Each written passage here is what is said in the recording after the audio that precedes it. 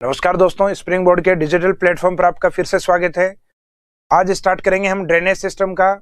जो last classes आपकी complete हुई थी उसके आगे का पार्ट, जिसमें हमने राजस्थान के ड्रेनेज सिस्टम को, जो अरेबियन सी रिवर्स हैं, अरब सागर की नदियां और इनलैंड ड्रेनेज सिस्टम है, उसके रूप में कंप्लीट कर लिया था। उसके बाद में लास्ट जो पार्ट बचा है वो बे ऑफ बंगाल रिवर्स अर्थात बंगाल की खाड़ी की नदी वाला जो पार्ट है, जिसमें राजस्थान की जो प्रमुख नदियां हैं, एक चंबल रिवर के रूप में, जबकि दूसरी रहेगी चंबल की लॉन्गेस्ट ट्रिब्यूटरी है बनास रिवर के रूप में, और फिर बनास की एक ट्रिब्यूटरी है राइट साइड से बनास में मिलने वाली, बेड़च या आयड। और चंबल के बाद में डायरेक्ट यमुना से मीटिंग या संगम करने वाली राजस्थान की दूसरी प्रमुख नदी, जो डायरेक्ट एक तो चंबल मिलती है और एक दूसरा प्रमुख जो ड्रेनेज सिस्टम है वो गंभीर रिवर, जो कि करौली से आने वाली प्रमुख नदी है। अब इसमें स्टार्ट करेंगे हम चंबल से।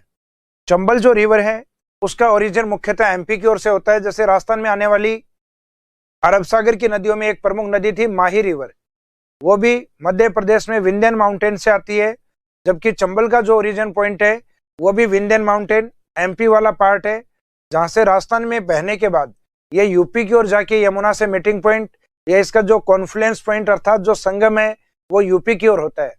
तो चंबल राज्य में मध्य प्रदेश के अलावा यूपी को और कवर करेगी, अर्थात राजस्थान स्टेट के साथ ये दो अदर स्टेट को और कवर करती है, अर्थात 3 राज्यों से बहने वाली नदी के रूप में इसको माना जाता है।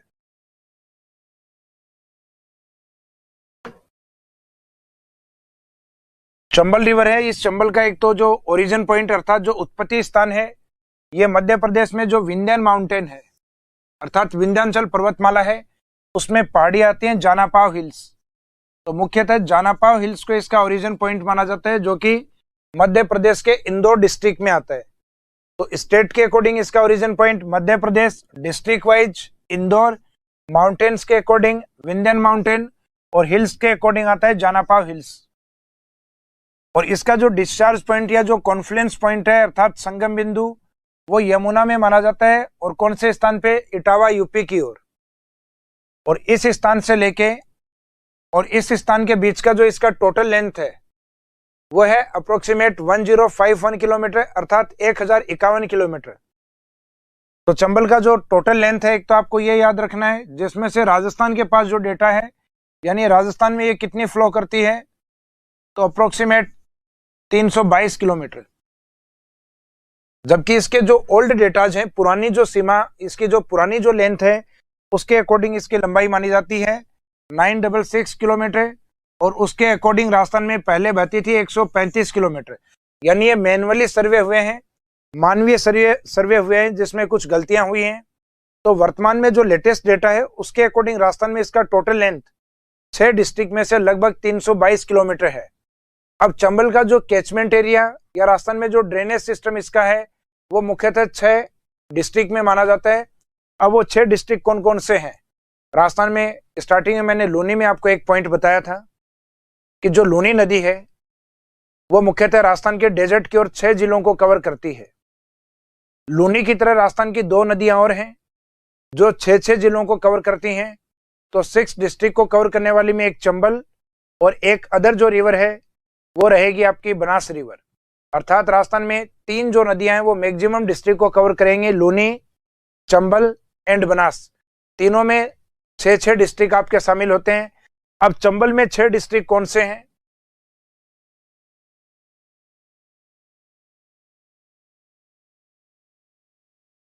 राजस्थान में चंबल का जो एंट्री पॉइंट है, यह जो प्रवेश द्वार है, यह मध्य प्रदेश से इस साइड से एंट्री करती है चित्तौड़ के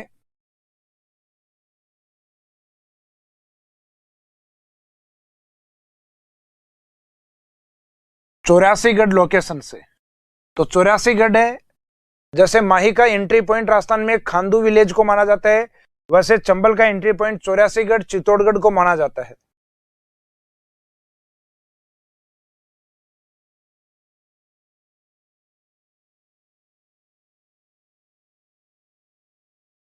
इसके बाद में इस नदी का जो आगे का जो फ्लो है वो कोटा बूंदी यानी हाड़ौती वाले क्षेत्र में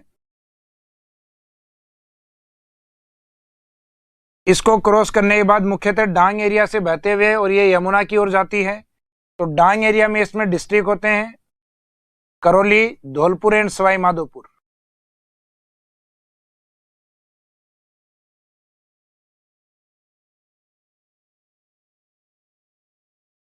तो मुख्यतः इसका एक तो एरिया है डांग एरिया, दो हाड़ौती डिस्ट्रिक्ट और एक मेवाड़ डिस्ट्रिक्ट अर्थात चित्तौड़ वाला पार्ट। तो राजस्थान के मुख्यतः 6 जिलों को कवर करती है, जिसमें भैंसरोडगढ़ को इसका एंट्री पॉइंट माना गया है राजस्थान के लिए। तो इस नदी के द्वारा जो कवर किया गया एरिया, एक तो एमपी का, एक जिस स्टेट में अपन पढ़ रहे हैं राजस्थान, और एक ये यूपी यमुना की ओर जाएगी। तो तीसरा स्टेट इसमें रहेगा उत्तर प्रदेश। यानी ये टोटल 3 स्टेट को कवर करती है, जिसमें राजस्थान के 6 डिस्ट्रिक्ट शामिल है। तो इसका जो कैचमेंट एरिया, इस कैचमेंट एरिया को एक तो प्रवेश द्वार वाले चित्तौड़ के अकॉर्डिंग आपको याद रखना है, 2 हाड़ौती अर्थात कोटा एंड बूंदी, और बाकी जो 3 बच गए जहां ये बीहड़ क्षेत्र बनाती है या चंबल का जिसको डांग एरिया बोला जाता है। तो उस डांग एरिया को मिला के इस तरीके से राजस्थान के 6 डिस्ट्रिक्ट को कवर करेगी। इन 6 डिस्ट्रिक्ट में मिलने वाली जो इसकी सहायक नदियां हैं वो ट्रिब्यूटरीज ऑफ चंबल रिवर के नाम से अर्थात चंबल की सहायक नदियों के रूप में है। अब इसमें मिलने वाली जो प्रमुख सहायक नदियां वो कौन कौन सी हैं? तो चंबल में मिलने वाली जो प्रमुख सहायक नदियां है ये गुंजाली, मेज, मांगली, पार्वती, निवाज या नेवाज, आहू, काली Sindh, Ghoda Pachhad river, Parvan river, Brahmani river, Banas river, Chakan, Punnu, Kural and Seep river. और इन रिवर्स को आप किसी ट्रिक्स के अकॉर्डिंग सेट कर सकते हो या उनको आसानी से आप याद कर सकते हो। जैसे एग्जाम्पल के तौर पे हम देखें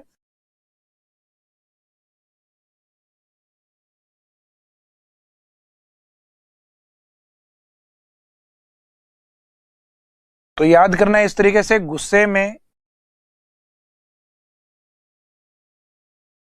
मां पापा ने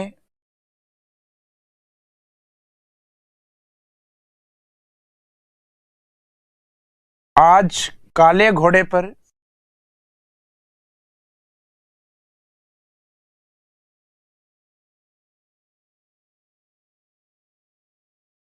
बार बार चाकू से मारा।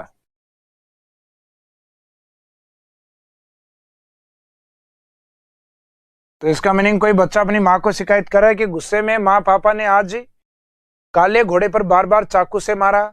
तो गुस्से में जो स्टार्टिंग शब्द है इसके अकॉर्डिंग अपन नाम निकालते हैं रिवर का, गुंजाली रिवर। में से दूसरा नाम रहेगा मेज रिवर। फिर है मां से मीनिंग रहेगा मांगली रिवर।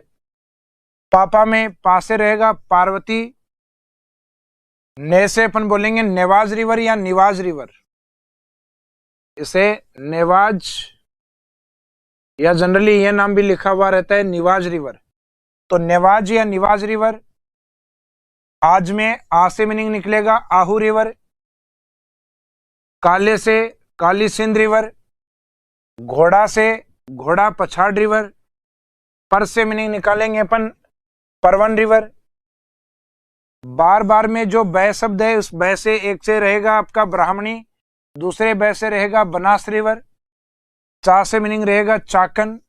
और कू से 2 मीनिंग इसमें निकलेंगे आपके, एक तो कू से कुन्नू और दूसरा कू से कुराल रिवर। तो राजस्थान की ये जो प्रमुख नदियां ये चंबल के ड्रेनेज सिस्टम या उसके जो ट्रिब्यूटरीज हैं उसके रूप में ली जाती हैं। तो राजस्थान में एक प्रमुख लंबी और एक बड़ी नदी के रूप में होने के कारण इसमें सहायक नदियों की संख्या आपको अधिक दिखाई दे रही है। यानी अभी तक अपन ने जो नदी पढ़ी है उनमें सर्वाधिक सहायक नदियां अपन चंबल में देख रहे हैं। इसके बाद में चंबल से जुड़े हुए जो अदर इंपॉर्टेंट पॉइंट्स हैं, जिसमें एक तो बनास के बारे में, अर्थात जो अभी सहायक नदियां इसमें लिखी हुई थी उसमें बनास को लेके एक पॉइंट आता है कि Banas longest tributary of Chambal river.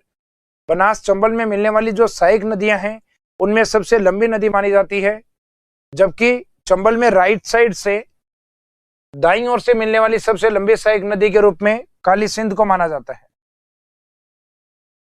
जैसे चंबल वाला जो पार्ट है एमपी से और इस साइड में यूपी में इस तरीके से है, इसमें राइट साइड से आने वाली जो नदी है लॉन्गेस्ट रिवर के रूप में वो काली सिंध को माना जाता है। जबकि चंबल में लॉन्गेस्ट जो ट्रिब्यूटरी है ये राजसमंद की ओर से आके सवाई माधोपुर वाले पार्ट में चंबल में मिलती है। इस नदी का नाम है बनास। इसका मीनिंग है चंबल में सबसे लंबी जो सहायक नदी है वो बनास है और लेफ्ट साइड में है। इसका मीनिंग चंबल में राइट साइड से लॉन्गेस्ट जो रिवर है, meaning longest tributary of Chambal river from right side. तो चंबल में दाईं ओर से सबसे लंबी सहायक नदी के रूप में काली सिंध को लिया जाता है। जब रिवर फ्लो जिस डायरेक्शन में होता है उस डायरेक्शन के अकॉर्डिंग देखा जाता है राइट एंड लेफ्ट। तो राइट साइड से काली सिंध को और ऑल ओवर लॉन्गेस्ट रिवर के रूप में, लॉन्गेस्ट ट्रिब्यूटरी के रूप में लिया जाता है बनास को। काली सिंध में मिलने वाली एक प्रमुख सहायक नदी होती है जिसका नाम होता है आहू। आहू और काली सिंध का जो मीटिंग पॉइंट है राजस्थान में, उसको एक विशेष नाम दिया गया है सामेला। सामेला वैसे राजस्थान कल्चर का एक शब्द है जिसमें लड़के और लड़की की जब शादी होती है तो लड़के वाले जब पहली बार बारात लेके लड़की के यहाँ पहुंचते हैं तो उस दौरान लड़की वालों के द्वारा जो स्वागत किया जाता है, बैठते हैं, उसको कहते हैं सामेला। यानी दो कल्चर या दो परिवारों का जो मिलन होता है। उसी तरीके से राजस्थान में काली सिंध और आहू का जो संगम है या मिलान है या इनका जो मीटिंग पॉइंट है उनको कहा जाता है सामेला। इसी सामेला के किनारे राजस्थान का जो बेस्ट वाटर फोर्ट है, राजस्थान का सर्वश्रेष्ठ जो जल दुर्ग बना हुआ है गागरोन, वो इसी सामेला के ऊपर स्थित है। अर्थात गागरोन फोर्ट जो बेस्ट वाटर फोर्ट के रूप में is located on the bank of Samela या on the bank of Ahu and Kali Sindh.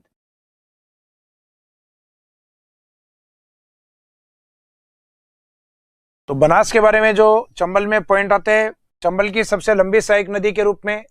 दूसरा है काली सिंध, ये लंबी सहायक नदी है लेकिन कंडीशनल आंसर रहेगा राइट साइड से। तो longest tributary of Chambal river from right side, अर्थात चंबल में मिलने वाली दाईं ओर से सबसे लंबी सहायक नदी, जबकि ऑल ओवर सबसे लंबी सहायक नदी इसमें बनास को माना जाता है। फिर आता है Samela, the confluence of Ahu and Kali Sindh, यानी आहू और काली सिंध का जो संगम है उसको ये नाम दिया जाता है सामेला। आहू है काली सिंध के संगम को सामेला कहा जाता है, जिसके किनारे गागरोन दुर्ग स्थित है। तो गागरोन फोर्ट सामेला के किनारे स्थित है। Gagron fort located on the bank of Samela. Samela का मीनिंग है आहू और काली सिंध के किनारे। एंड गागरोन का जो फेमस पॉइंट इसमें आता है कि गागरोन राजस्थान के वाटर फोर्ट्स में या जलदुर्गों में सबसे बेस्ट जलदुर्ग माना जाता है।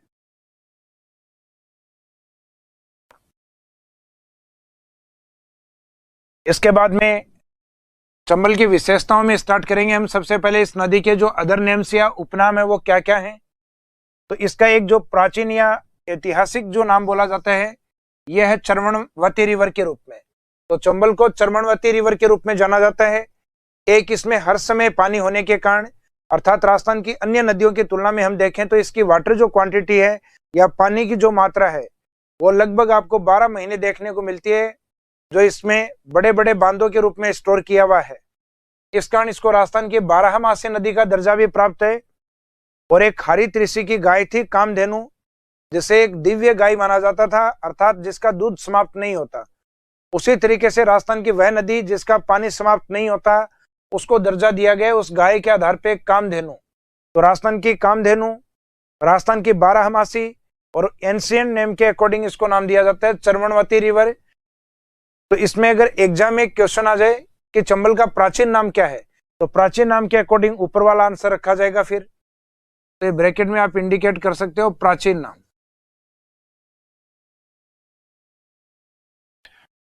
फिर आता है catchment area of Chambal is known as Beehad और डांग। तो चंबल का जो कैचमेंट एरिया है मुख्यतः बीहड़ और डांग के रूप में जाना जाता है। और बीहड़ और डांग का मीनिंग क्या है? बीहड़ और डांग का मीनिंग है जहां चंबल के द्वारा गली इरोजन होता है वहां पे जो लैंड है या जो जियोमॉर्फोलॉजी पार्ट वहां का जो है वो बेडलैंड में कन्वर्ट हो जाता है, अर्थात उबड़ खाबड़ भूमि में कन्वर्ट हो जाता है। और वो उबड़ खाबड़ भूमियां जो बेडलैंड एरियाज हैं वो किसके रूप में डिफाइन होते हैं? बीहड़ या डांग के रूप में। तो चंबल के अवनालिका अपर्दन के द्वारा बनने वाली जो उबड़ खाबड़ इलाकृतियां हैं वो सामान्यतः बीहड़ या डांग है, जो राजस्थान में सर्वाधिक चंबल में है। तो इसका जो मेन कैचमेंट एरिया है बीहड़ या डांग के नाम से प्रसिद्ध है, जिसको जनरली हम डाकुओं की शरण स्थली के रूप में भी जानते हैं। पहले जनरली हम राजस्थान में सुनते थे डाकुओं का क्षेत्र, तो ये मुख्यतः चंबल का जो एरिया है जिसके ऊपर बॉलीवुड की कई प्रमुख मूवी भी बनी हुई हैं, जिसमें एक कहें अपन पान सिंह तोमर, एक सुशांत राजपूत जी के द्वारा बनाई गई मूवी थी सोन चिरैया। तो ये कुछ प्रमुख मूवी हैं जो इस चंबल बीहड़ के ऊपर आधारित या इनकी स्टोरी है वो चंबल बीहड़ के ऊपर है। तो ये मुख्यतः डाकुओं की शरण स्थली के रूप में भी जानी जाती है। इसका जो मेन कैचमेंट एरिया जो सवाई माधोपुर, करौली और धौलपुर वाला जो पार्ट है। इसके बाद में चंबल में पॉइंट आता है त्रिवेणी संगम। त्रिवेणी संगम का मीनिंग है जहां तीन नदियों का एक साथ संगम होता है। तो चंबल के अंदर तीन नदियों का जो संगम है उसमें एक इसकी प्रमुख सहायक नदी बनास जो कि राजसमंद की ओर से आती है, और दूसरी प्रमुख सहायक नदी जो सवाई माधोपुर और एमपी की बाउंड्री से आती है सीप रिवर। और इसके त्रिवेणी संगम को नाम दिया जाता है रामेश्वरम घाट, जो कि सवाई माधोपुर में स्थित है।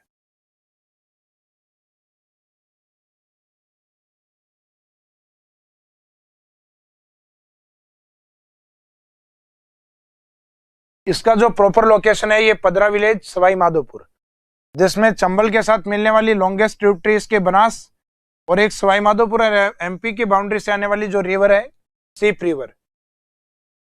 इससे पहले हमने एक त्रिवेणी किया था राजस्थान में जो माही नदी के ऊपर सोम और जाखम का जो मीटिंग पॉइंट था, अर्थात बेणेश्वर, जो आदिवासियों के कुंभ के रूप में जहां माघ पूर्णिमा को मेले का आयोजन होता है, वो वाला पॉइंट अपना माही का पार्ट था। जबकि रामेश्वरम घाट है ये पॉइंट रहेगा अपना चंबल का पार्ट। फिर नेक्स्ट आता है जो conserved animal in Chambal river. Chambal में जो संरक्षित जीव हैं वो कौन कौन से हैं? तो एक तो मुख्यतः जो चंबल रिवर है वो फेमस है अपने घड़ियालों के लिए, अर्थात एलिगेटर्स की संख्या ना केवल राजस्थान में जबकि देश भर में सबसे ज्यादा पाई जाती है। तो देश भर में सर्वाधिक घड़ियालों की संख्या राजस्थान की किस नदी में है? तो आंसर रहेगा चंबल रिवर। दूसरा होता है इसमें मछली की एक विशेष प्रजाति पाई जाती है डॉल्फिन की, जिसको हम कहते हैं गंगेटिक डॉल्फिन। ये देश में वैसे सर्वाधिक गंगा नदी में पाई जाती है, लेकिन राजस्थान में ये मुख्यतः चंबल की ओर देखने को मिलती है गंगेटिक डॉल्फिन। और एक दूसरा जीव और होता है इस चंबल के अंदर जो स्थलीय और जलीय दोनों भागों के ऊपर पाया जाता है, अर्थात लैंड पार्ट्स पे और वाटर पोर्शन के अंदर। इसका नाम है उदबिलाव, अर्थात ल्यूट्रा ल्यूट्रा के नाम से इसको जाना जाता है। तो ये तीन प्रमुख जीव हैं जिनको यहाँ संरक्षण प्राप्त है, जिसमें सर्वाधिक प्रसिद्ध है घड़ियाल। तो घड़ियाल वाले इस पॉइंट्स को आप याद रखिएगा, यहाँ से जनरली एग्जाम में एक क्वेश्चन अप्लाई होता है। फिर है इसके ऊपर बना हुआ एक प्रमुख जलप्रपात या वाटरफॉल जिसका नाम है चूलिया वाटरफॉल, अर्थात चूलिया जलप्रपात। तो चूलिया जलप्रपात जैसे ही ये चंबल नदी राजस्थान के सदर्न पार्ट से राजस्थान में एंट्री करती है 84गढ़ वाले पार्ट से, तो 84गढ़ से एंट्री करने के बाद में इस नदी का पानी भैंसरोडगढ़ के पास में चट्टानों से ऊपर से नीचे की ओर गिरता है, और जो गिरता हुआ पानी होता है इस साइड में उसी को नाम दिया जाता है चूलिया वाटरफॉल, चूलिया जलप्रपात। चूलिया वाटरफॉल है, इसका लोकेशन है भैंसरोडगढ़ के अंदर। तो एक तो इसका लोकेशन याद रखिएगा कौन से डिस्ट्रिक्ट में लोकेशन पे है, तो भैंसरोडगढ़ चित्तौड़गढ़ में। और इसकी जो हाइट है जाखम बांध का बिल्कुल अपोजिट है। जाखम बांध की हाइट है 81 मीटर और इसकी है 18 मीटर, अर्थात 18 मीटर की ऊंचाई पर। और इसे हाईएस्ट वाटरफॉल ऑफ राजस्थान के रूप में भी जाना जाता है, राजस्थान के सबसे ऊंचे जलप्रपात के रूप में इसको माना गया है। तो इसमें ये जो लास्ट वाला फैक्ट है ये इंपॉर्टेंट है, highest waterfall of Rajasthan, Rajasthan का सबसे ऊंचा जलप्रपात किस नदी पे है? चंबल रिवर पे। कौन सी लोकेशन पे है? तो आंसर रहेगा चित्तौड़गढ़ के भैंसरोडगढ़ के अंदर। इसके बाद में आता है hanging bridge. Hanging bridge concept ये है कि ये चंबल नदी जहां से बहती है उसके ऊपर एक बड़ा सा पिलर बना के और इस पिलर के माध्यम से पूरे ब्रिज को बांधा गया है वायरिंग से, इसको नाम दिया जाता है हैंगिंग ब्रिज। और इस ब्रिज के नीचे से चंबल नदी निकलती है और यहां से ट्रांसपोर्टेशन या परिवहन सुविधाएं हैं जो कि पहले मुख्यतः NH-27 के रूप में था NH-27 के रूप में। तो ये NH-27 है, ये इसी हैंगिंग ब्रिज से होकर गुजरता है। तो सीधा सा मीनिंग ये है इसमें कि हैंगिंग ब्रिज राजस्थान में किस नदी पे बनाया गया है, ऐसा बना हुआ एकमात्र ब्रिज माना जाता है राजस्थान के अंदर। तो हैंगिंग ब्रिज राजस्थान में चंबल रिवर पे कोटा में बनाया गया है और इसकी लेंथ लगभग 1.5 किलोमीटर 1.5 किलोमीटर लंबा है, अर्थात 1500 मीटर के आसपास। तो hanging bridge is located in Kota. तो एक तो इसका लोकेशन याद रखिएगा, ऑन चंबल रिवर, किस नदी पे, तो एक रिवर याद रखिएगा चंबल रिवर, विच हाईएस्ट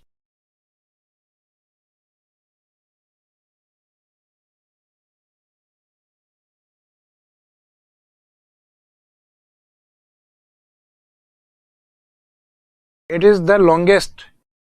हाईएस्ट में क्या है, इसकी ऊंचाई होती है, जबकि ये इसकी लंबाई है, जिसकी लंबाई 1500 मीटर मीनिंग लगभग 1.5 किलोमीटर है। Only hanging bridge of Rajasthan, ये राजस्थान का एकमात्र हैंगिंग ब्रिज है, अर्थात इस नदी के अलावा राजस्थान में कहीं पे भी हैंगिंग ब्रिज नहीं बना हुआ। तो हैंगिंग ब्रिज एकमात्र कोटा में चंबल रिवर के ऊपर स्थित है। Chambal river is the longest river on inter state boundary, अर्थात अंतर्राज्यीय सीमा पे बहने वाली सबसे लंबी नदी के रूप में है। अप्रोक्सीमेट ये 242 या 243 के आसपास किलोमीटर है, जो इंटर स्टेट बाउंड्री पे कवर करती है, जो कि मुख्यतः राजस्थान और MP की सीमा को ये के ऊपर से बहते हुए और अंतर्राज्यीय सीमा सर्वाधिक लंबी बनाती है। तो राजस्थान की वह नदी जो ऑन इंटर स्टेट बाउंड्री अर्थात अंतर्राज्यीय सीमा पे सबसे लंबी नदी के रूप में है, तो उसमें आंसर रखा जाएगा चंबल रिवर। जबकि राजस्थान में एकमात्र ऐसी नदी जो इंटरनेशनल बाउंड्री को क्रॉस करके पाकिस्तान की ओर जाती है, तो वो कल मैंने आपको करवाया था इनलैंड ड्रेनेज सिस्टम में घग्गर रिवर के अंदर।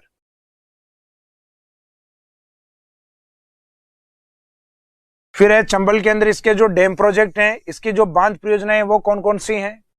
तो इसमें जो बांध परियोजनाएं उनको मुख्यतः 3 फेजेज में कंप्लीट किया गया है।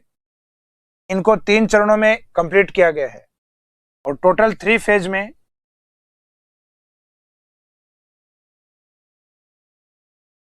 टोटल 4 डैम कंस्ट्रक्शन इसमें हुआ है, यानी 4 बांधों का इसमें निर्माण किया गया है। तो कोई ना कोई एक ऐसा फेज है जिसमें 2 बांध बनाए गए हैं। तो चंबल को या चंबल के फ्लो के अकॉर्डिंग अगर देखा जाए तो राजस्थान में जहां से चंबल स्टार्ट होती है अर्थात 84गढ़,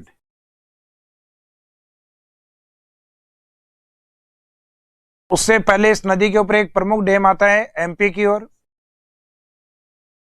जिसका नाम आता है गांधी सागर। राजस्थान के चित्तौड़ में जहां ये एंट्री करती है वहां इसके ऊपर एक प्रमुख बांध बना हुआ है राणा प्रताप सागर।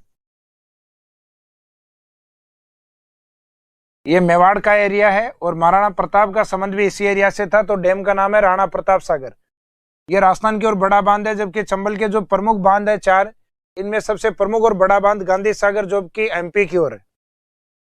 गांधी सागर जो कि MP की ओर है।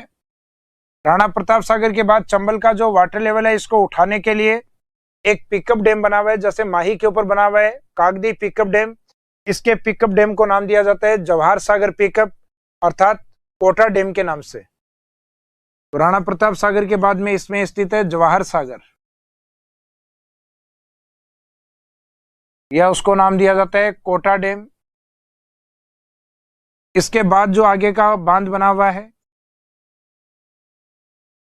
जिसको नाम दिया जाता है कोटा बैराज।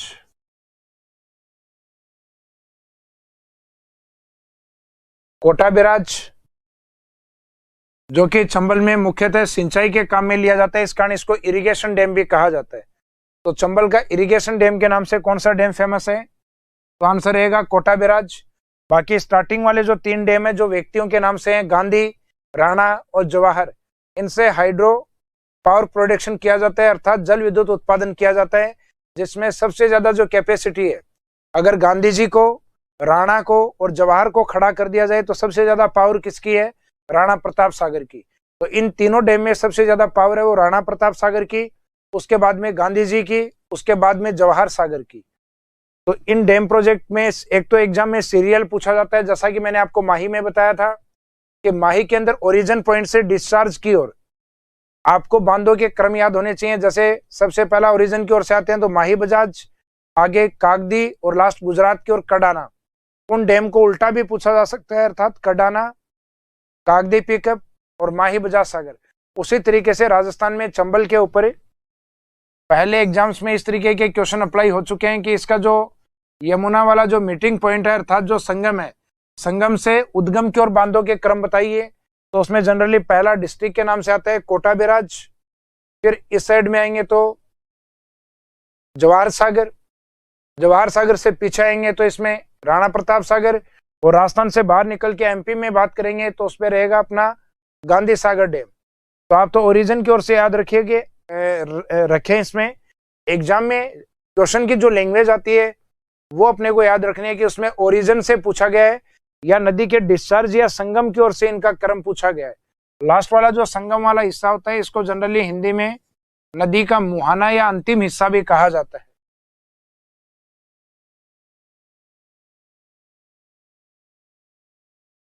अब इसमें जो गांधी सागर वाला जो पार्ट है ये राजस्थान में नहीं है, ये बना हुआ है एमपी के अंदर। तो चंबल के निर्माण के समय इसके ऊपर जो स्टेज या चरण थे, उन चरणों में सबसे पहले जो डैम बना है पहले चरण में, उसमें एक तो गांधी सागर को बनाया गया है। तो इनके फेज याद करने के लिए आप इनको कंटिन्यू याद रखें। फर्स्ट फेज में गांधी सागर, सेकेंड चरण या फेज में राणा प्रताप सागर, थर्ड फेज में जवाहर सागर। तो इसमें फेज केवल 3 ही थे। इसका मीनिंग एक कोटा बैराज जो बच गया वो किस फेज में है, तो उसको वापस फर्स्ट फेज में ही लेना है अपने को। इसका मीनिंग चंबल के जो डैम प्रोजेक्ट हैं उसमें प्रथम फेज में 2 बांधों का निर्माण किया गया था, अर्थात जब गांधी सागर का काम स्टार्ट हुआ था तो राजस्थान की ओर फर्स्ट फेज में कोटा बैराज का काम स्टार्ट हुआ था। उसके बाद में आगे कंटिन्यू याद रखने हैं, गांधी से राणा प्रताप सागर सेकेंड फेज और जवाहर सागर है ये थर्ड फेज के अंदर। फिर नेक्स्ट रिवर आती है बनास रिवर, जो कि चंबल के लिए लॉन्गेस्ट ट्रिब्यूटरीज है और राजस्थान में इससे संबंधित जो पॉइंट है अर्थात खमनोर पहाड़ियां, जो कि हमने अरावली की जो अदर इंपोर्टेंट हिल्स थी उसमें भी पढ़ी थी। खमनोर हिल्स से इसका ओरिजिन माना जाता है राजसमंद की ओर से, और इसका जो डिस्चार्ज पॉइंट है अर्थात संगम स्थान है वो चंबल के लिए एक त्रिवेणी है, जबकि बनास के लिए वो त्रिवेणी भी है और उसका लास्ट कॉन्फ्लुएंस पॉइंट अर्थात लास्ट मीटिंग पॉइंट भी माना जाता है। तो एक तो इसका जो उद्गम स्थान है ये खमनोर हिल्स जो कि राजसमंद में स्थित है, खमनोर पहाड़ियां। दूसरा इसका डिस्चार्ज पॉइंट जो कि चंबल रिवर में रामेश्वरम घाट सवाई माधोपुर। राजसमंद से लेके चंबल तक इसकी जो टोटल लेंथ है वो है 512 किलोमीटर अर्थात 512 किलोमीटर।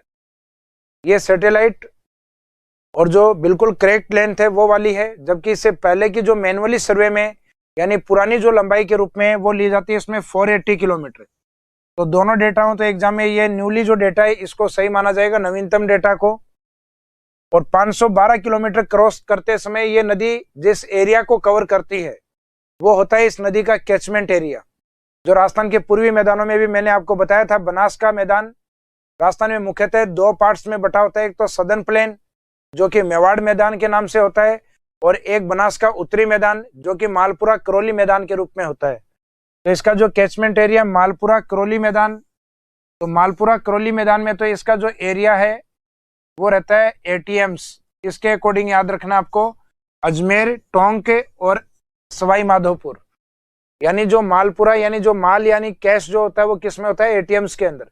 तो इसमें मालपुरा जो करौली का मैदान है वो इसका अजमेर, टोंक एंड सवाई माधोपुर वाले पार्ट में है, जबकि बनास का जो दक्षिणी मैदान होता है जो कि मेवाड़ की ओर है। तो इसमें मैंने आपको बताया था कि मेवाड़ के राजाओं ने हजारों साल तक अपनी स्वतंत्रता को बनाने के लिए प्रयास किया, अपना रक्त बहाया था। और रक्त के अंदर क्या होती है, रक्त के अंदर पाई जाती है आरबीसी, अर्थात अपने को यहाँ याद करना है कि मेवाड़ का मैदान है वो आरबीसी में है, राजसमंद में, भीलवाड़ा में और चित्तौड़गढ़ में। तो इसमें जो डिस्ट्रिक्ट हैं उनको आपको याद रखना है आरबीसी के नाम से और एटीएम्स के नाम से। तो इन 6 जिलों को ये कवर करती है, जिसमें आरबीसी वाले होते हैं मेवाड़ मैदान के रूप में और जो एटीएम्स वाले होते हैं वो होते हैं मालपुरा करौली मैदान के रूप में। अब इस नदी में मिलने वाली कुछ एक प्रमुख सहायक नदियां हैं, जैसे चंबल के अंदर अपन ने पढ़ी थी, लूनी में हमने देखी थी, माही के अंदर साबरमती में हमने देखी है, तो लगभग जिन नदियों की सहायक नदियां अधिक हैं उनको हमने कुछ एक ट्रिक्स में देखा है। तो जब भी आप इनको रिटर्न करें या लिखें तो इन ट्रिक्स को 4-5 को रट लीजिएगा, क्योंकि राजस्थान में अगर इन 4 या 5 नदियों के ट्रिक्स या इनको आपने याद कर लिया तो कभी भी आपके ट्रिब्यूटरीज यानी जो सहायक नदियां एग्जाम में पूछी जाती हैं कि ये जो नदियां हैं किसकी सहायक नदियां हैं, तो ये कभी भी समस्या नहीं आएगी। ये मुख्यतः राजस्थान की 4 या 5 जो प्रमुख बड़ी नदी हैं उनको याद करने के बाद। तो बनास के अंदर भी जो सहायक नदियां उसी ट्रिक्स के अकॉर्डिंग अपन देखते हैं, जिसमें हम बोलेंगे काली डाकण,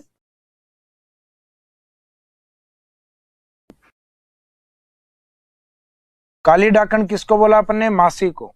काली डाकण मासी मैना बांडी मोर आम को खा गई।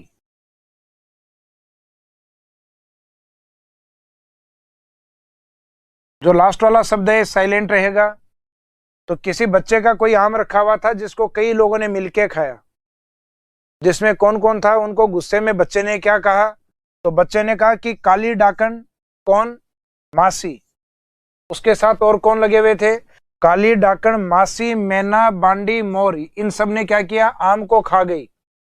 तो काली से अपन देखेंगे काली सील, एक आती है काली सिंध, जबकि एक आती है काली सील। तो Kali Sindh tributary of Chambal river, Chambal की सहायक नदी, जबकि काली सील है ये बनास की सहायक नदी। तो नाम एक दूसरे से काफी मैच करते हुए शब्द हैं, इसलिए दोनों को याद रखना। काली सिंध है चंबल में और काली सील है बनास के पार्ट में। उसके बाद में डाई, डाकण से याद करेंगे डाई, मासी, मैनाल, मैनाल एक वाटरफॉल भी है, जलप्रपात भी है भीलवाड़ा के अंदर। नेक्स्ट है बांडी, बांडी अपन ऑलरेडी पहले एक नदी कर चुके हैं जो कि लूनी के अंदर है। तो लूनी वाली जो बांडी है वो अलग है, जिसको केमिकल रिवर भी कहा जाता है, वो पोल्यूटेड रिवर होने के कारण। एक आती है मोरेल रिवर जो कि जयपुर से निकल के और सवाई माधोपुर वाले पार्ट में बनास में मिलती है। एक आती है आहड़ रिवर जो कि आगे जाके नाम परिवर्तित करती है, जिसका नाम होता है बेड़च। एक आती है कोठारी रिवर और एक नदी इसमें शामिल होती है खारी नदी। तो इसमें यही किया अपन ने, मासी, मैनाल, बांडी, मोरेल, आयड़, कोठारी और एक लास्ट वाली खारी। अर्थात इस ट्रिक्स के अकॉर्डिंग आपको जल्दी याद हो जाएगा। अगर ट्रिक्स आपको याद नहीं हो रही हो इस तरीके से नदियों की, तो डायरेक्ट नदियों को याद कर लीजिए। फिर इसके बाद हम देखते हैं ये जो नदियां लिखी हुई थी बनास में, इसमें बनास की लॉन्गेस्ट ट्रिब्यूटरी है उसका दर्जा है, जो लंबी सहायक नदी का जो दर्जा है वो खारी को दिया गया है। तो खारी बनास की सबसे लंबी सहायक नदी है, जबकि इसमें खारी जो मिलती है बनास में वो लेफ्ट साइड से मिलती है। तो राइट साइड से इसमें लंबी नदी कौन सी होगी? उदयपुर से आने वाली जो बेड़च रिवर है, अर्थात जिसको आयड़ भी कहते हैं। तो Berach is the longest tributary of Banas river from right side, अर्थात बनास में दाईं ओर से मिलने वाली जो सबसे लंबी सहायक नदी है वो बेड़च को माना जाता है।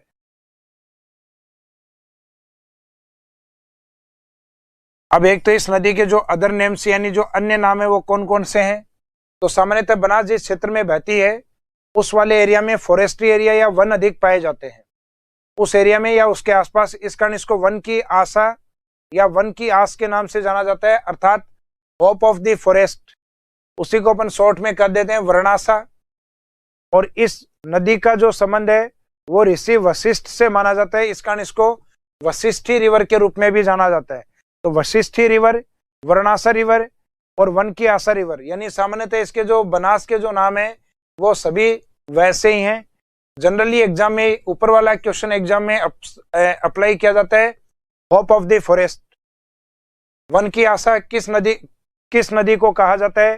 तो वन की आशा के रूप में राजस्थान में बनास रिवर को जाना जाता है।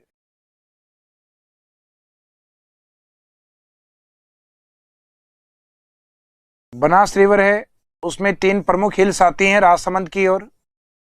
इन पहाड़ियों के नाम, ऊपर वाली पहाड़ी का नाम है बिजराल हिल्स,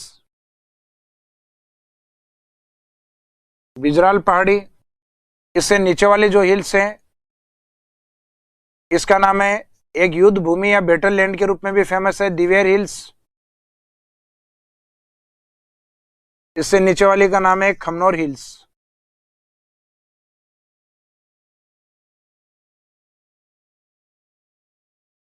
और इन तीनों का जो ओरिजिन या जो उद्गम है वो राजसमंद की ओर से। ये जो तीनों पहाड़ियां, यहां से तीन प्रमुख नदियों का उद्गम होता है, जो कि तीनों पहाड़ियां कहां से संबंधित हैं? राजसमंद डिस्ट्रिक्ट से। एक इनके दक्षिण की ओर स्थित है पहाड़ी जिसका नाम है गोगुंदा हिल्स, गोगुंदा की पहाड़ी जो कि उदयपुर में है। खमनोर पहाड़ियों से निकल के और चंबल में जाने वाली जो प्रमुख नदी है उसका नाम है बनास रिवर।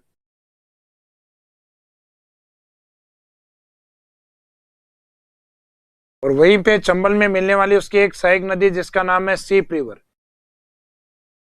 तो ये जो मीटिंग पॉइंट होगा ये बनास का त्रिवेणी पॉइंट भी होगा, उसका संगम बिंदु अर्थात कॉन्फ्लुएंस पॉइंट भी रहेगा।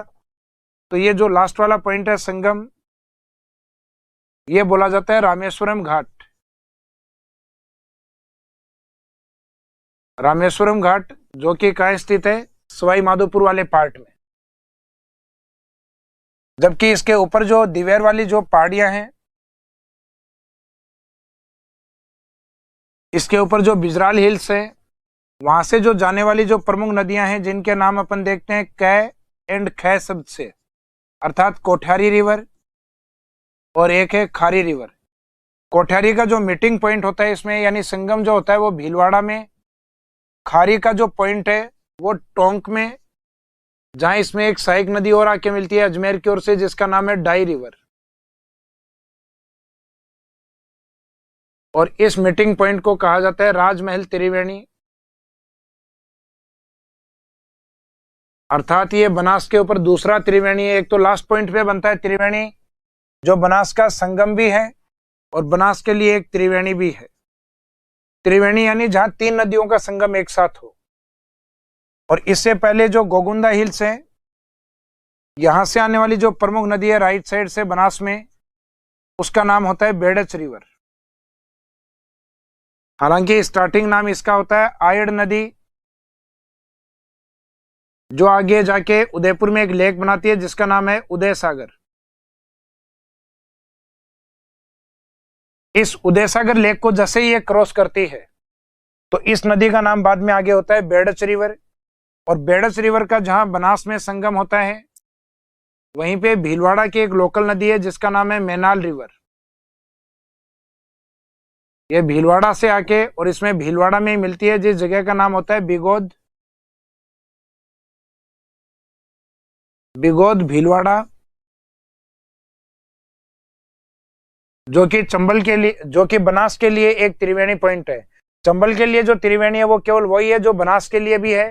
राजस्थान में चार प्रमुख जो त्रिवेणी बनते हैं उन तीन में बनास पार्टिसिपेट करती है, अर्थात जिसमें एक में बनास नहीं है वो वाला रहेगा आपका माही वाला, अर्थात माही, सोम, जाखम, बेणेश्वर वाला त्रिवेणी। जबकि बाकी जो तीन त्रिवेणी हैं ये इस बनास नदी के ऊपर ही बने हुए हैं। तो बनास नदी पे एक तो त्रिवेणी पॉइंट्स को आपको याद रखना है, इगोत त्रिवेणी, दूसरा आपका राजमहल त्रिवेणी, और लास्ट वाला इसका संगम और त्रिवेणी दोनों ही है रामेश्वरम। तो बनास के लिए एक पॉइंट बोला जाता है कि राजस्थान सर्वाधिक त्रिवेणी संगम बनाने वाली नदी है। तो त्रिवेणी संगम के रूप में इसमें देखा जाए तो इसमें जो स्टार्टिंग पॉइंट होता है त्रिवेणी का भीलवाड़ा की और बिगोद को, सेकेंड पॉइंट माना गया है इसमें राजमहल टोंक को, और लास्ट है रामेश्वरम घाट सवाई माधोपुर।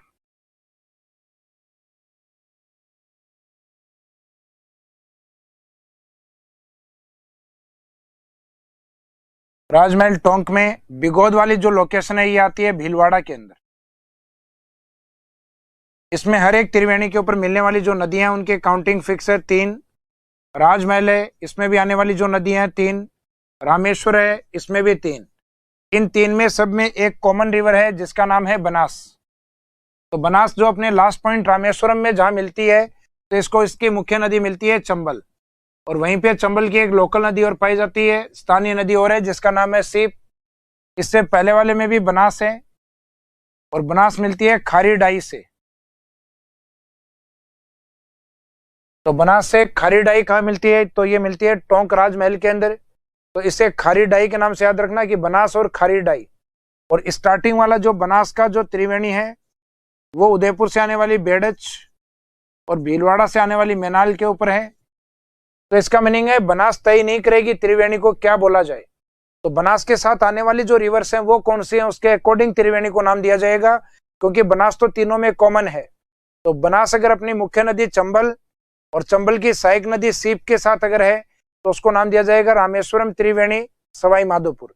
बनास के साथ अगर खारी डाई है तो त्रिवेणी रहेगा टोंक वाला, और उससे पहले अगर बेड़च और मैनाल है तो उसका नाम रहेगा बिगोद त्रिवेणी अर्थात भीलवाड़ा वाला।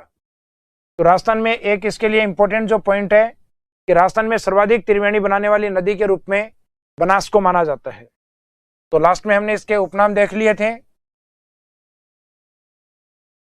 उपनाम के बाद में इसकी जो विशेषताएं हैं वो त्रिवेणी संगम के रूप में, जिसमें बिगोद वाले में आपको जैसे बताया कि बनास के साथ बेड़च और मैनाल होती हैं।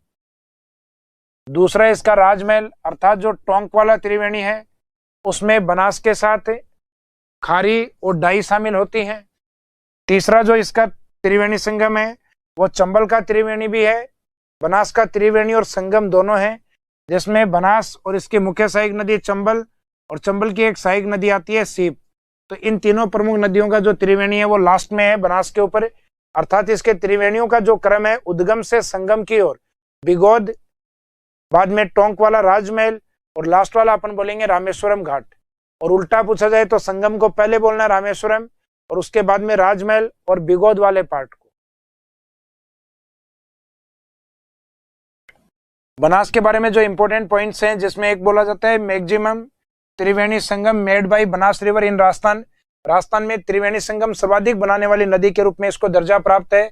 बनास केवल राजस्थान राज्य में बहने वाली सबसे लंबी नदी, यानी जब कैचमेंट एरिया ओनली राजस्थान का लिया जाए, वैसे तो राजस्थान के लिए सबसे लंबी नदी चंबल को बोला जाता है, जो नीचे पॉइंट है Chambal is the longest river of Rajasthan. लेकिन longest river only in Rajasthan अर्थात जिसका एरिया केवल राजस्थान में ही होना चाहिए, तो उस आंसर में बनास को लिया जाता है। यानी जो क्वेश्चन की लैंग्वेज है उसमें आपका स्टार्टिंग यहां से होता है only flowing in Rajasthan state, यानी जो केवल राजस्थान में बहने वाली नदी के रूप में उसमें लॉन्गेस्ट बनास को लिया जाएगा। उसके बाद है Banas is the maximum polluted river of Rajasthan. Rajasthan के अंदर सामान्यतः जो नदियां हैं उनमें सर्वाधिक प्रदूषित नदी के रूप में दर्जा प्राप्त है बनास को। पहले यह दर्जा पश्चिमी राजस्थान की ओर से लूनी को हुआ करता था, लेकिन अब वर्तमान में लूनी के स्थान पे यह आंसर आपका बनास माना जाता है। इसके बाद में है बनास नदी की जो कुछ प्रमुख बांध परियोजनाएं हैं, जिसमें एक प्रसिद्ध बांध परियोजना आती है बिसलपुर बांध परियोजना। बिसलपुर जो कि टोंक में स्थित है बनास के ऊपर, इसका लोकेशन है टोंक बनास में। और यहाँ का जो पानी होता है बिसलपुर का वो आगे की ओर फ्लो करता हुआ और सवाई माधोपुर की ओर जाके एक प्रमुख डैम बनाता है बनास नदी का पानी, जिसका नाम है इसरदा डैम सवाई माधोपुर। यह भी बनास नदी का एक प्रमुख बांध है। उसके बाद में मोरेल डैम जो कि मुख्यतः दौसा और आगे कैचमेंट एरिया इसमें सवाई माधोपुर का भी रहता है, लेकिन इसमें मेन जो एरिया वो दौसा का है।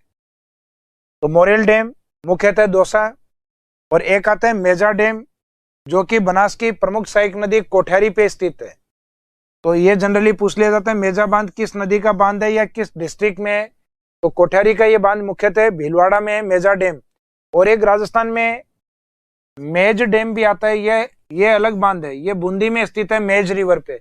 तो यहाँ बांध का नाम और रिवर का नेम सेम है, मेज रिवर मेज डैम, और इसका लोकेशन है बूंदी, जबकि मेजा डैम है वो कोठियारी रिवर का डैम है और भीलवाड़ा में स्थित है। अब जो डैम प्रोजेक्ट मैंने आपको बताया इसमें सबसे इंपॉर्टेंट होता है बिसलपुर। बिसलपुर के बारे में कहा जाता है कि राजस्थान में सबसे बड़ी ड्रिंकिंग वाटर प्रोजेक्ट के रूप में अर्थात पेयजल परियोजना के रूप में बिसलपुर है। जैसे राजस्थान के अंदर सबसे लंबे बांध के रूप में माही बजाज सागर को, सबसे ऊंचे बांध के रूप में अपन मानते हैं जाखम बांध को, उसी तरीके से राजस्थान में ड्रिंकिंग वाटर प्रोजेक्ट के रूप में सबसे बड़ा प्रोजेक्ट बिसलपुर को माना जाता है, जो कि मुख्यतः टोंक में बना हुआ है। और जिस डिस्ट्रिक्ट में बना हुआ है उसमें पेयजल और सिंचाई दोनों सुविधाएं उपलब्ध हैं। बाकी जो अदर स्टेट डिस्ट्रिक्ट है, अदर डिस्ट्रिक्ट में केवल इसका ड्रिंकिंग वाटर सप्लाई किया जाता है। तो बिसलपुर के बारे में एक दो इंपॉर्टेंट पॉइंट हैं जो स्टार्टिंग में दिए गए हैं। एक तो बिसलपुर राजस्थान की सबसे बड़ी पेयजल परियोजना के रूप में लिया गया है, लार्जेस्ट ड्रिंकिंग वाटर प्रोजेक्ट के रूप में। तो ये पेयजल आपूर्ति कौन कौन से एरिया को करती है? तो एक तो टोंक कौन से डिवीजन हेडक्वार्टर में आता है? अजमेर, और बाद में अजमेर संभाग से जुड़ा हुआ एक पार्ट है नागौर, जयपुर, दौसा, ये एक संभाग के पार्ट हैं जयपुर के, जयपुर और दौसा। और इसमें जो न्यूली डिस्ट्रिक्ट जिसको वाटर सप्लाई हो रही है यह है सवाई माधोपुर वाला पार्ट।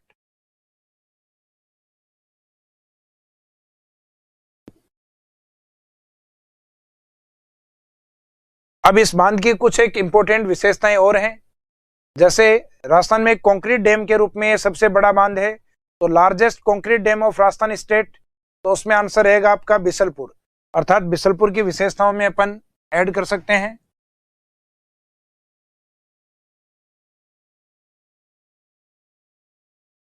कंक्रीट बांध की दृष्टि से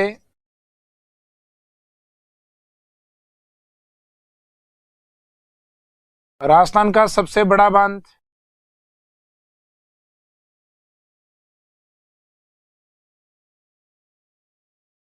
बाकी अन्य जो विशेषताएं उसमें इस बांध को चंबल रिवर या चंबल प्रोजेक्ट से जोड़ने की बात चल रही है, जो राजस्थान में रिवर लिंक प्रोजेक्ट के रूप में पहला ऐसा प्रोजेक्ट होगा। तो राजस्थान में नदी जोड़ो परियोजना के तहत बनास नदी या बिसलपुर जो डैम है उसको चंबल से कनेक्ट करके और इस बांध को भरा जाएगा, और इस बांध का जो सरप्लस वाटर होगा यानी बिसलपुर का जो अतिरिक्त पानी होगा वो इसरदा डैम में छोड़ा जाएगा।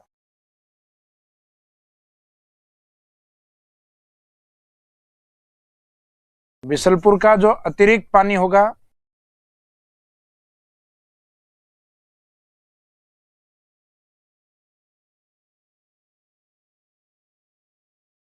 इसरदा बांध में छोड़ा जाएगा। और बिसलपुर डैम में इसके आसपास में ग्रीनरी अधिक होने के कारण इसे राजस्थान के कंजर्वेशन रिजर्व में शामिल किया गया, अर्थात संरक्षित क्षेत्रों में इसको शामिल किया गया है।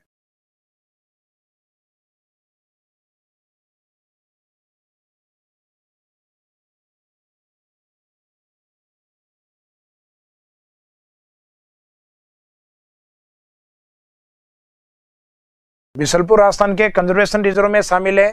अभी जो कंजर्वेशन रिजर्व है राजस्थान में उनकी संख्या वर्तमान में 14 है, यानी 14 है, पहले इसमें 13 थी। और ये स्टार्टिंग में जो कंजर्वेशन रिजर्व बनाए गए उसमें से इसको माना जाता है, जो कि लगभग 2008 में घोषित हुआ था, अर्थात 2008 में इसको बना दिया गया था। तो जो इस बांध की अपनी विशेषताएं हैं, जिसमें एक तो आपको पहले बताया था लार्जेस्ट ड्रिंकिंग वाटर प्रोजेक्ट के रूप में, सेकेंड आता है ये कंक्रीट डैम के रूप में राजस्थान का सबसे बड़ा बांध है, अर्थात जो आरसीसी टेक्निक के ऊपर जो डैम बने हुए हैं उसमें कंक्रीट डैम के अकॉर्डिंग इसको लार्जेस्ट डैम बोला गया है। नेक्स्ट है बिसलपुर का जो अतिरिक्त पानी है वो इसरदा डैम अर्थात सवाई माधोपुर की ओर सप्लाई होता है, और बिसलपुर राजस्थान के कंजर्वेशन रिजर्व में शामिल है। और एक नदी जोड़ो परियोजना के तहत चंबल नदी को बनास नदी से जोड़ा जाएगा। तो ये जो प्रमुख प्रोजेक्ट हैं बांध परियोजनाएं ये बनास की कंप्लीट करते हैं अपन इसी पॉइंट के साथ। और इसके आगे का जो पार्ट है अर्थात बनास के बाद में भी दो नदियां बे ऑफ बंगाल में भी बची हुई हैं, और नदियों की कुछ महत्वपूर्ण विशेषताएं जो बची हुई हैं जो हम अपनी नेक्स्ट क्लास में कवर करेंगे। इस क्लास को इसी पॉइंट के ऊपर विराम देते हैं। Thank you. पूछा गया था x² / yz, तो ऐसे सवालों को करने के लिए देखिए एक तो बेसिक ट्रिक है, एक तो लाइक और शेयर ठोक दीजिए, महाकाल का दबा के लाइक और शेयर ठोक दीजिए। पूरा साल मेहनत करता हूं आपके लिए बेटा, ऐसा नहीं चलेगा, ऐसा नहीं चलेगा।